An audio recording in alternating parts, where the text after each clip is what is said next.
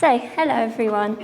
As mentioned, I'm a wildlife biologist and conservationist, but I've also recently, within the past year and a half, fallen into the world of wildlife film with a local production company, and we are currently producing a wildlife documentary about river environments. And our documentary, we're coming at it from different angle in a way. We want to combine science and conservation with history, mythology, folklore to really emphasize the connections river environments bring on so many different levels.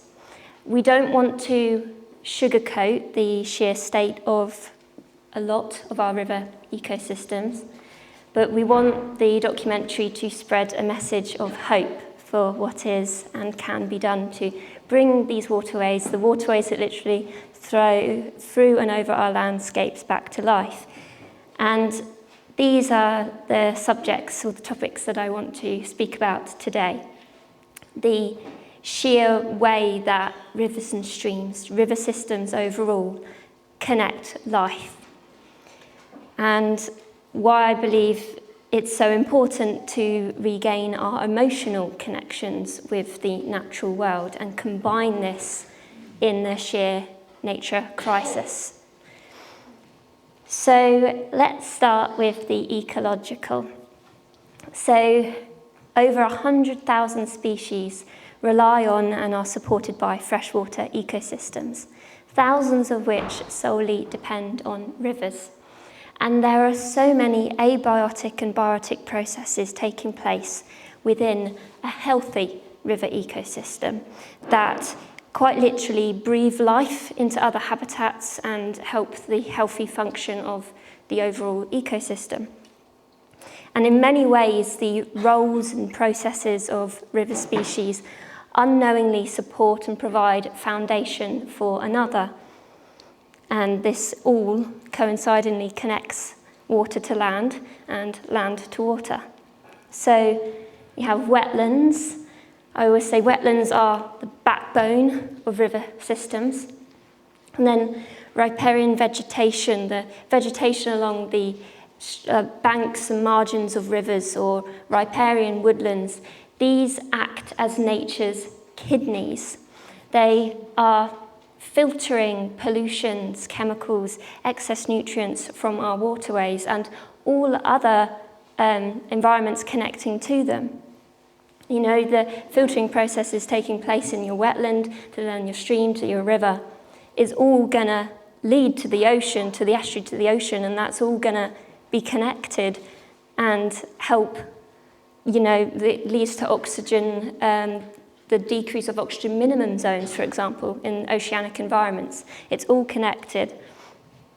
And then species.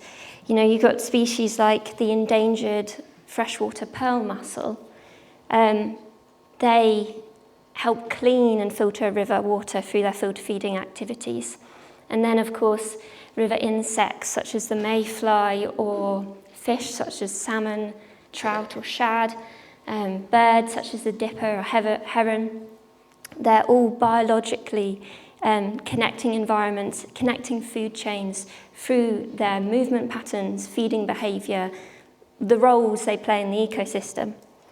And then, of course, you have top predators, you know, such as otters or pikes, and this all brings ecological balance throughout food chains. And then alongside that, you have your scavengers, river scavengers, such as the European eel, cleaning up the river environment around them, feeding on the decaying bodies of salmon after their long migration, again, helping nutrient transfer throughout the food chain. It's a wonderful ecological balance, and this balance can take place within a healthy ecosystem and when species have the space to be wild and to thrive.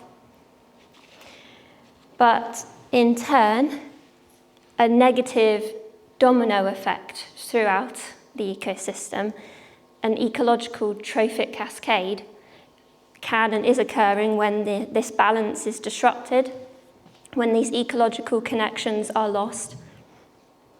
And, you know, as I'm sure you're all aware, within the nature crisis, this is what is currently taking place right now. So, you know, you also have like setting up reserves, protecting a woodland, planting a wildflower meadow. These are all vital for conservation. They're vital. But over time, there's also so many habitats that are becoming more and more fragmented, many protected, but still fragmented. So what I think is really important is within this is also regaining the connections between habitats, the links between habitats, and protecting those links between, so it's going to be connected overall. And this is where rivers and streams come in. So streams can act as perfect wildlife corridors and help us bring back this connectivity. So when you protect one stream, that will link to another stream, which will link to another habitat, and that negative domino effect you're seeing will end up turning into this positive domino effect as that habitat's linking to the other. And we are so lucky to have so many streams and rivers within the Lizard Peninsula. If you had a chance to look at the display boards on the coffee break, it might have given you an even better idea of just how many we do have here. And because of this, just think of how many opportunities we have for regaining these wildlife recovery networks, for bringing back these ecological connections. But I also think we need to go even deeper, and by that I mean mentally and emotionally. I want to encourage you to think about what nature means to you, about how it really makes you feel when you are among it, and when you're among the habitats or wild spaces you love, and then hold on to that thought. Because historically, rewinding a little, well, a lot, I think somewhere down the line, in many ways, we lost our innate affinity with the natural world, the feeling of being intertwined in it and really connected with it, seeing it more as a source of which to take rather than work with or be in tune with. But this connection is still there, it's rooted within us, and you can see this all today with everyone here, all the wonderful talks that have been going on. How many of you are just awe-inspired by nature and doing your part to protect it? So yes, this connection is still there and it's here, and I'm sure many of you can associate a wild space as well with a fond memory from your childhood, and memory that can be brought to light each time you return to that space or a similar space. Many of us as well, and I know I do a lot, find yourself retreating to wild spaces for solace, mental health. You know, there's so much science now that backs up the positives that the ecosystem or being in a natural space brings for our mental well-being overall. So how we spend time and the experiences we have within nature, the point I'm trying to say is the experiences we have within nature and the feelings that we associate with us also play a big part in our ability to protect it. Yes, there are a lot of issues rooted in law and policy when it comes to the management of our wild spaces. Societal demands putting immense pressure on ecosystem services, which is putting many between a rock and a hard place, building a historical wall between conservation and economic sectors.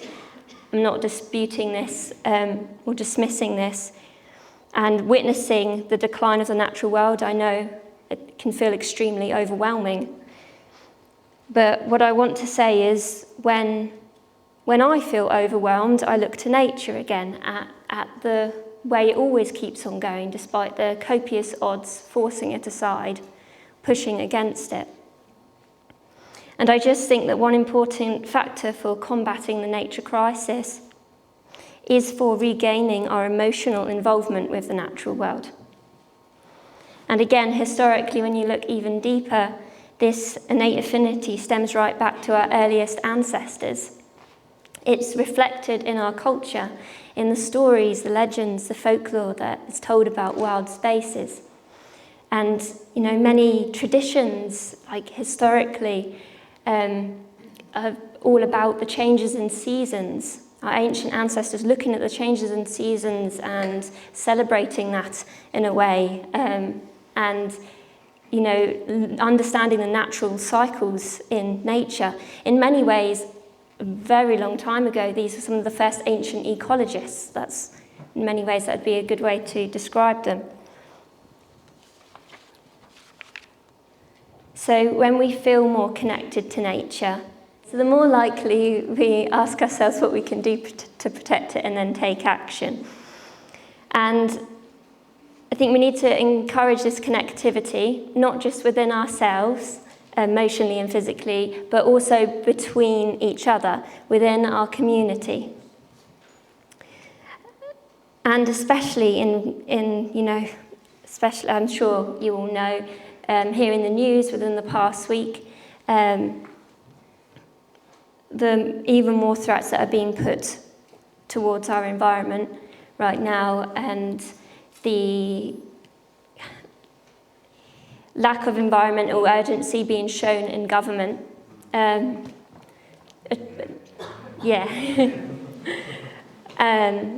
What is, and I think also can only be described as an attack on nature taking place.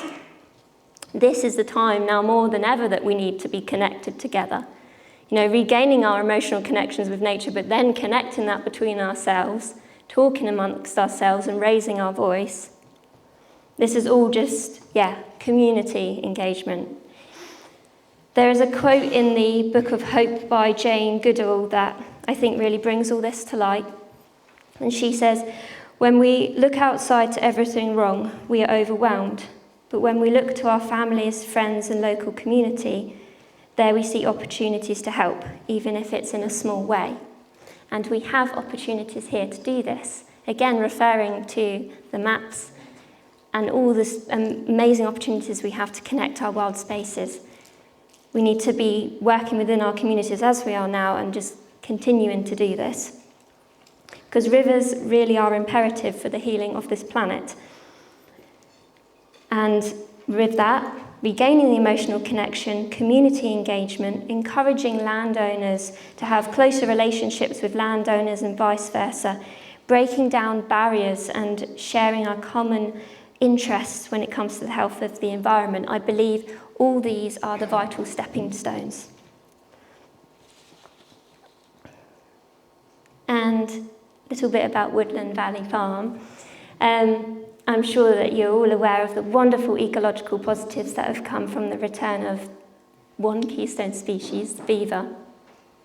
And earlier on this year, I was lucky enough to be invited to go there and visit the farm, and it was just absolutely amazing to see the workings of this keystone species firsthand, and just to hear about the species returning and see it as well, and so much diversity increasing and thriving. I mean, the return of those water voles there as well, which not long ago were completely extinct from Cornwall altogether. So this is an example with the return of just one keystone species. So imagine what we can do if we work towards connecting and protecting, conserving and restoring all the links between to help all this thrive even more. So through creating or encouraging that one stream to thrive as a wildlife corridor, we are expanding and linking our nature recovery networks. And we need to stop fragmenting wildlife and pushing it aside and forcing it to the edge of its margins, because nature is healing and it's also hope. It's the foundation of our lives, the all-round workings of this planet. And when rivers and streams are concerned, I like to describe them as the veins of the earth, because these habitats are a sheer life force, and they sustain, connect other habitats, and so when we protect them and give them space, the results are going to span from habitat to habitat and species to species. And I think there's also much to the point that, as mentioned earlier, that I'm producing a documentary on it. and that documentary is entitled Veins of the Earth, and yeah, based around what I've been talking about today. And at the beginning of the year, we made a crowdfunding trailer to begin production to make a teaser of Veins of the Earth, which would be a shorter version of the film. And we're using this teaser to pitch to production companies midway through next year. And we've had great support from the Westcountry Rivers Trust as our supporting organisation for the film, and they have been providing and helping me writing the script with research about river environments. And also it's just been amazing to connect with so many scientists, ecologists and historians, river archaeologists, which are so far and few between. There's so little kind of historical research from a very long time ago being done on the river environments, as I've found out throughout writing the script. And we've also been connecting with folklore experts as well. And I know there's such a difference between science and folklore, science and mythology, but I want to combine the two because there's so many positives and ecological connections, or just connections overall, that can be shown within both. And we've been, and also what I was meant to say is that I've been asked to show you this funding trailer today, so I'll be showing you that in a little bit. And I'm also happy to say that we were able to gain enough funding for our crowdfunding campaign and 2 sponsors as well, so we're actually beginning filming for the teaser this November. So it's all taking place. But before I show you the trailer, and cringe a little bit because I don't like watching myself talk, but yeah, just to end, I want to encourage you to regain your emotional connections with nature. Get out there, sit by a local stream or river, walk or any wild environment, and just be inspired by nature.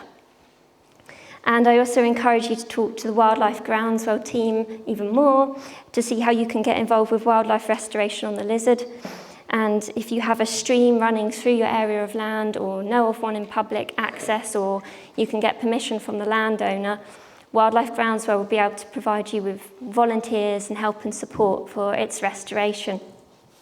And overall, we can help regain these restore these wildlife corridors and regain these wildlife recovery networks together. And lastly, overall, I just encourage you to feel hopeful. Just feel hopeful for what is being done and what can be done. And yeah, that's it really. I'll leave you with the trailer. And also there is some footage of the beavers from Woodland Valley Farm in the trailer, so keep a lookout for that, and you can see again some of the wonderful workings that they have done in restoring that environment. But yes, that's everything, and thank you for inviting me to do this talk today as well, and thank you for listening. My name is Emily, and I am the writer and producer for Veins of the Earth. This feature-length documentary will be set in the southwest of England and will be combining science and conservation with history, folklore and mythology to address critical issues with river systems.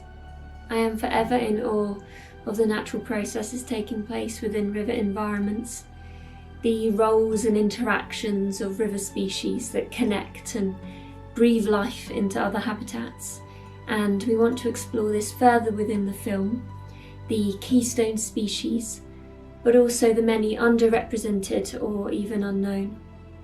And I think from a historical point of view, rivers really have and continue to be a foundation for our livelihoods, predating what many may think.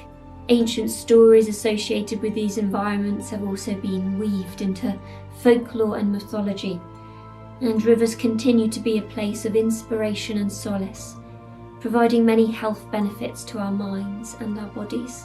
I feel combining and exploring all these different elements further within the film really will portray how and why Rivers really are the veins of the earth, the many connections these environments provide at different levels. We are in a nature crisis, and climate change is being felt most dramatically within our water bodies, and rivers are particularly suffering and being pumped with copious pollutants, while freshwater species decline faster than those within any other habitat type worldwide. So we want to tell this story for a river conservation purpose and for awareness. We want to reveal the shocking state of and threats rivers face on screen. But we don't want to preach hopelessness, and we want to use this film to showcase what is and can be done. The ecosystem-based approaches, rewilding success stories, and future plans for returning life and health to these waterways. We want the voices of those protecting and connected to river environments in different ways to be heard, and we hope that this will inspire others to do their part. And this is where we need your help. Through supporting and pledging to this campaign, you'll be helping us to begin filming and create a teaser, which will be a shorter version of Veins of the Earth. And we will then use this teaser in our pitch to production companies and potential broadcasters and secure our funding for the final feature. We need to go to river environments throughout the southwest of England to tell this story, and meet with the many wildlife and river conservation organisations and individuals that have already agreed to be involved. So the majority of the funding for this teaser will go towards travel, the crew, equipment, and the many other logistics of documentary filmmaking. So thank you for taking the time to watch this video, and you can read a lot more information on the film and rewards for supporters down below. We really are so grateful for any donation and your support, and overall we really hope that this film makes a positive impact for river conservation, and I can't wait to show you the full film in the future.